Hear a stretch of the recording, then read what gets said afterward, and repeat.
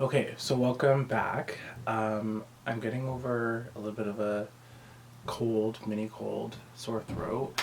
I went to the walk-in clinic and they tested me for strep. I didn't hear back, so I don't think I have strep. So I think it's just, when you get sick and then your throat hurts. I think it's just that. So bear with me. So this week's content or subject is going to be around hair. So obviously my hair looks different from my past videos. It's straight. Um, but I want to talk about hair because for me, growing up, I didn't know about the knowledge of hair in the sense of I didn't really like my hair because I grew up in an environment where like all my friends had like straight hair. And I would always cut my hair because although I'm mixed, um, when my hair is short, like it's like this. So this is how I get my hair cut when I was younger. So it'd always be straight, and then if it grew out a little bit, it would be a little afro-y, afro-esque, like a puff, and then it would be cut when it got to a certain length because I don't know. I just never wanted to grow my hair out, and neither did my parents. Like I had really curly hair when I was a child, but then we just started cutting it. So I think when it got to a certain point, when I was a teenager, I would also just like cut it because it got too much to manage and I didn't understand what products to use, what kind of curl pattern I had. So finally, when I became an adult, I decided to grow my hair out. And it's just that one stage when it was like poofy that I had to get over. But once I got over that, my hair was curly and I started taking care of it.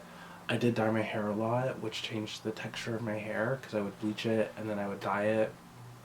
So like bleaching it would like change the texture of my hair, make it dry and frizzy. And then the colors I was adding was very harsh. So I'm surprised I'm not bald yet.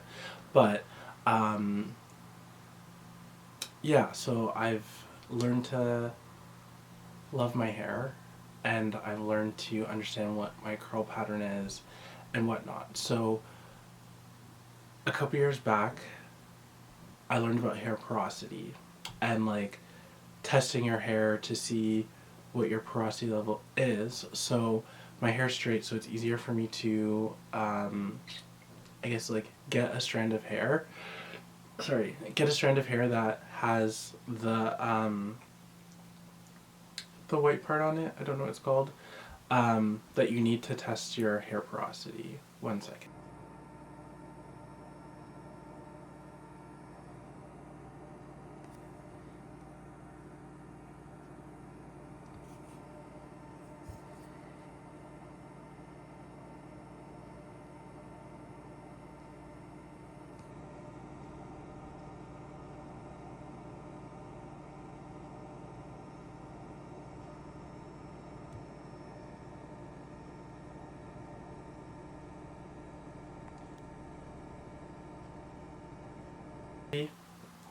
So low is flat and tight cuticle, lengthy drying time, prone to product buildup, oil sits on top of your hair. Normal is slightly raised cuticles, cuticles let in just enough moisture, little maintenance, bounce, and elasticity. High is drone. Prone to damage, feels dry and coarse, hair dries quickly, tends to be frizzy. So from my understanding, hair porosity is testing how much water or moisture your hair absorbs when you like wash it and add products in. So I'll insert a video of me testing my hair porosity off a strand of hair. I believe I'm low, which means lengthy drying time, prone to product buildup, and oil sits on top of the hair. This I believe because I tend to bleach and color my hair, like you can see right now. Um, this isn't my normal hair color, it's like black, like light black, black brown. So I probably do have product buildup. And these are the things that I use for my hair. Shampoo and conditioner. I use the Tiegin Miracle Repair X Strengthening Shampoo and Conditioner with castor oil and biotin. So I use these. They are expensive. So I've also learned how to properly wash my hair, and knowing that when you're shampooing, you lather it up, then you put it on your scalp, get it in there, and then you wash it out. Sometimes I'll do a 2 shampoo step if I feel like I have a lot of product buildup.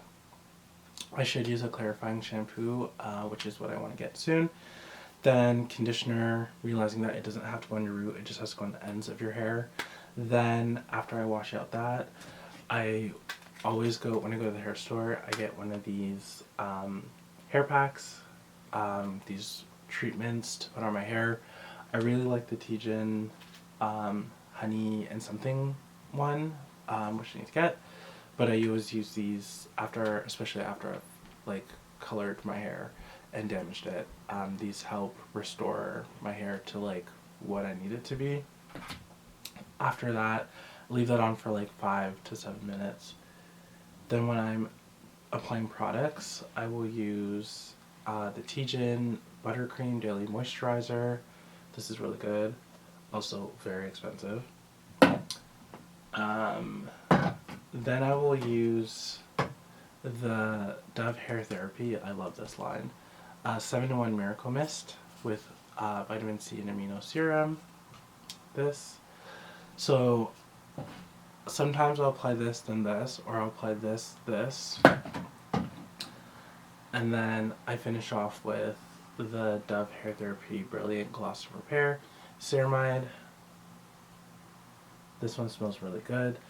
I try to follow the LOC or something like that method, where it's like leave-in oil conditioner, but then I read somewhere that oil locks in the product, so if you put oil in first or second, then the rest of it is not going to be locked in, so I typically leave my oil for last to lock in the product.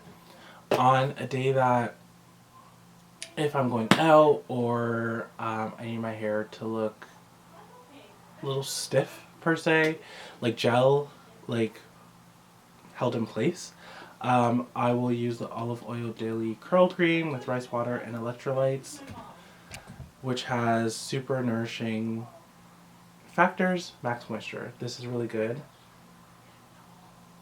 I use this if I am like a couple of days after I've washed my hair and like my products, if I need to like revamp my hair because I don't want to wash it, which sounds a little bit disgusting, but I try to only wash my hair at least like twice a week, so that way that I'm not drying out my hair or over processing my hair.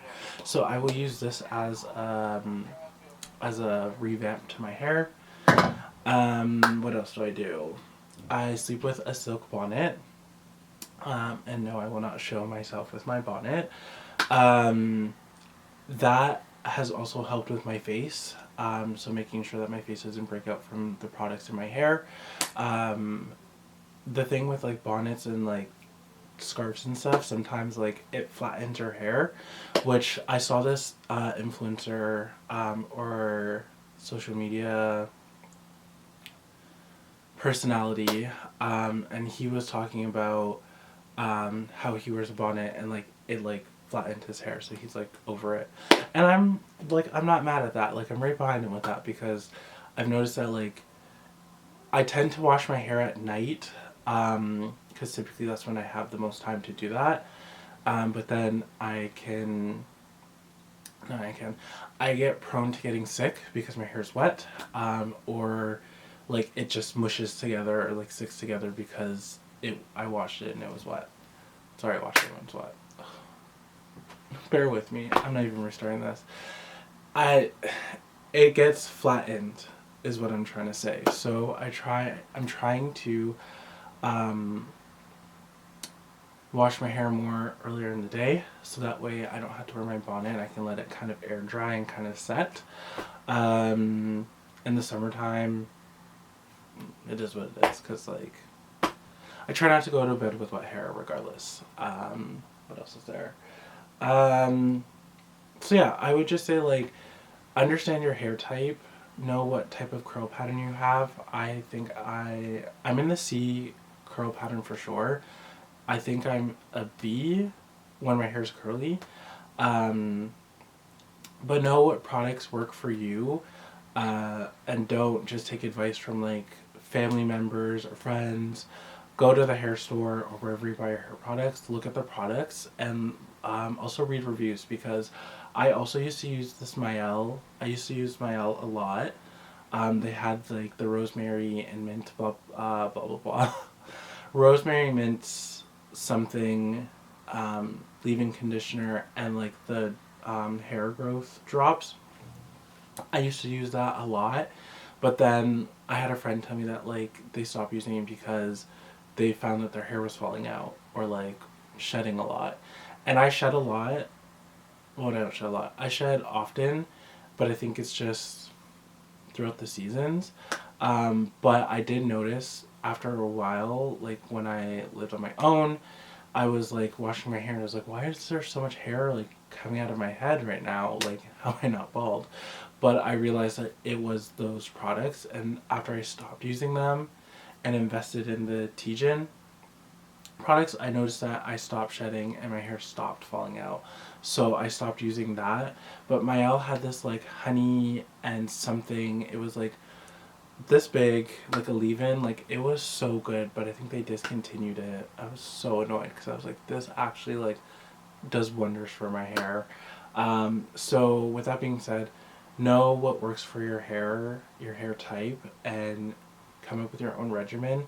Like out of my siblings, like my sister and I, my older sister, we're full siblings, but like our hair type, our hair types are a little bit different, and we use different products. But also like, she tends to be more blonde, so she probably has to use more products to